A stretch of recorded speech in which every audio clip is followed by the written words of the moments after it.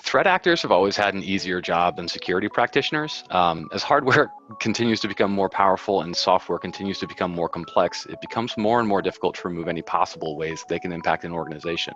A successful exploit can need only one oversight in order to make headway in an environment, cause significant damage. It's really imperative that an organization have either employed or contracted individuals who really understand directly applicable risks to their environment and how to truly mitigate them.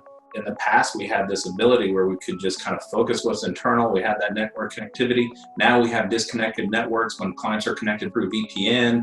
They're on, they're off. So having that asset tracking, making sure that we're still doing the scanning, making sure that the end users' homes are safe and that they're using the tools we want them to do, that our data is safe.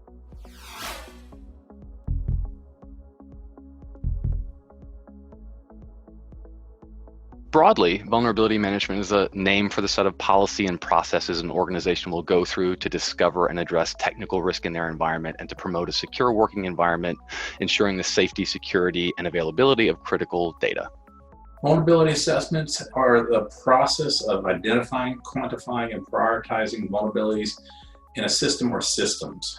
Right? And we do this with tools that are specifically built for this activity. They go out there, they find vulnerabilities due to missed patches or misconfiguration settings, and then we leverage the experts in the company to help filter and prioritize the data so these issues can be remediated. When you look at the scale of systems and technologies in our environment today, anything that touches a network has the potential to be a vulnerability for their organization, or even things that aren't touching the network. So you look at your infrastructure with printers, servers, laptops, network devices, IoT, about cameras and badge systems. All these things, unpatched or misconfigured, become a vulnerability.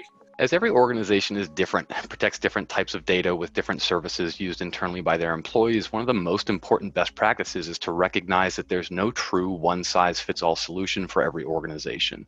In order to successfully succeed in a vulnerability management program, you need to know what data you're protecting, how people would try and access it, and then you need to work to close those gaps specific to your organization. Mature and efficient vulnerability management requires knowledge outside of that of typical infrastructure. It's not what we used to think where service owners and solutions owners can be expected to have the requisite knowledge in order to also practice security over the applications which they manage. And I think that we found over time that that mentality has led to organizations not quite being as protected as they would have thought.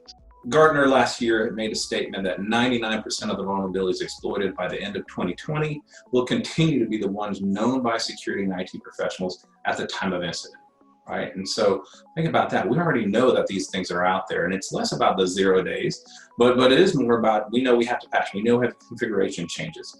So our solution encompasses all the challenges that we discussed today.